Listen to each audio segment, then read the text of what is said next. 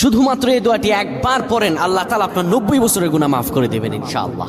আপনার 90 বছরের গুনাহ মাফ হয়ে যাবে শুধুমাত্র এই দোয়াটি যদি একবার পড়তে পারেন। আপনার ভাগ্য খুলে যাবে, রিজিকে বরকত আসবে, মনের ন্যাক আশা পূরণ হবে, আল্লাহ আপনার সব দোয়া কবুল করে দিবেন। সুবহানাল্লাহি ওয়া বিহামদি।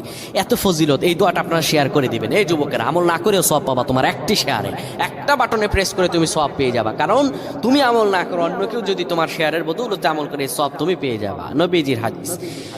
আমার ভাইয়েরা, আল্লাহর কাছে দোয়া করা, আল্লাহর কাছে দোয়া চাওয়া, এটি হলো মুমিনদের কাজ। আমার আল্লাহ বান্দাকে বলেন, বান্দারে উদউনি আস্তাজিব লাকুম, আমার কাছে চাও, আমার কাছে চাইলে আমি আল্লাহ তোমাকে দিয়ে দিব।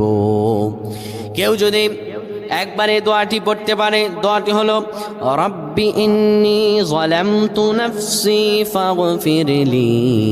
কেউ যদি এই দোয়াটা একবার পড়তে পারে, আমার আল্লাহ তাআলা তার 90